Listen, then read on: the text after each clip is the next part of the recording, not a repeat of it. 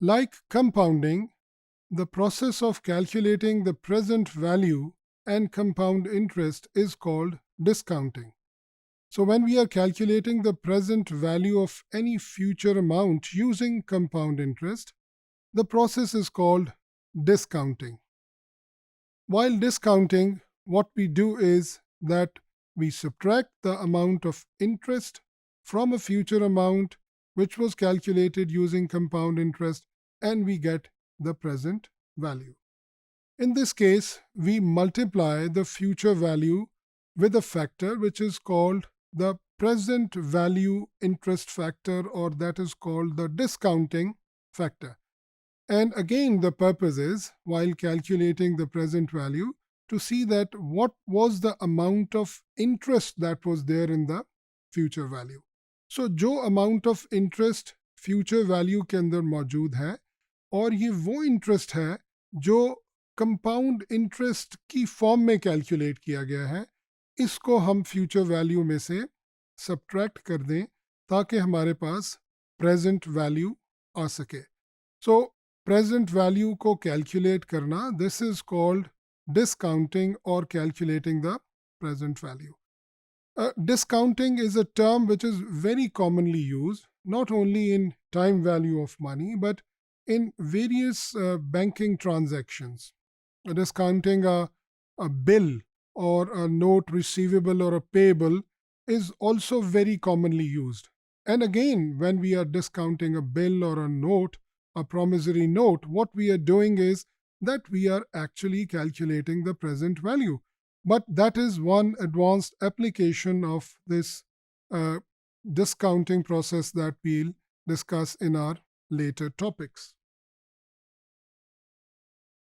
The formula we use to calculate the present value, or the formula that we use to discount a future value, is somewhat similar to the formula of future value.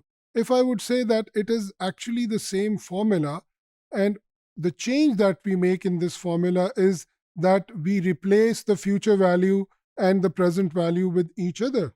So if you remember the formula of future value, it is equal to present value into 1 plus r raised to the power n. That is the compounding factor. Now, if we want to calculate the present value, meaning that whatever is along with the present value, we bring it down and we divide the future value with that in order to get the present value. If we have a look at this 1 over 1 plus r raised to the power n is actually the discounting factor. And it is actually the right hand side of the future value formula, which is now divided by the future value to get the present value. We call it PVIF, that is present value interest factor. So 1 over 1 plus r raised to the power n, and it may take the shape of 1 plus r raised to the power minus n, because if we'll bring the factor up, the power will be negative. Instead of 1 over 1 plus r raised to the power n, we'll have 1 plus r raised to the power minus n. So this factor is then called the discounting factor. So this is the present value interest factor, or simply the discounting factor.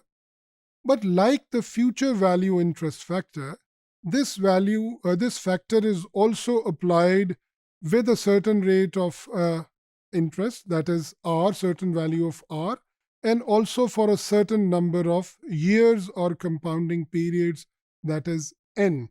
And again, just to reiterate that n is the number of discounting periods. And initially, as we talked about the value of n while discussing the future value, that we assume that n is in terms of number of years, and the r, rate of interest, which is also in terms of interest per year. But later on, we'll remove this assumption and we'll see that how the discounting or present value calculation can be made using a rate of interest which is different from annual rate of interest, and the value of n which is not given as years but in terms of months or weeks or some other periods of time. Now, this discounting factor is simply then multiplied by the future value in order to get the present value. So, what we need to do simply is take up a future value which is given to us, and we are asked to calculate its present value. So, we'll see that what is the rate of interest that we need to apply, and that this future value is after how many years from now.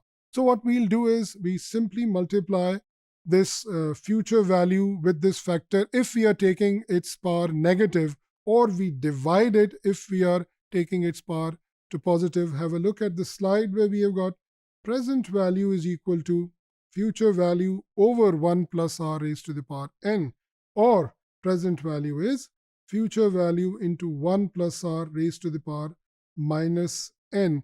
And again, to stress that n is the number of years and r is the annual rate. And it is extremely important to remember that the two should be synchronized. यानी r अगर annual rate of interest है तो n को years ही होना चाहिए, और अगर r annual नहीं है और किसी और टाइम पीरियड के लिए रेट दिया गया है तो n को भी उसी टर्म्स में होना चाहिए. यानी हम फॉर्मूले को इस तरह अप्लाई नहीं कर सकते कि हम r को एनुअल ले लें और n नंबर ऑफ मंथ्स की शक्ल में ले लें, या हम r को per month rate of interest ले लें और n को हम years की शक्ल में ले लें. So the crux of discussion is that whether we are compounding, that is calculating the future value, or we are discounting and we are using the future value interest factor or the present value interest factor, the value of r and the value of n should be for the same period of time.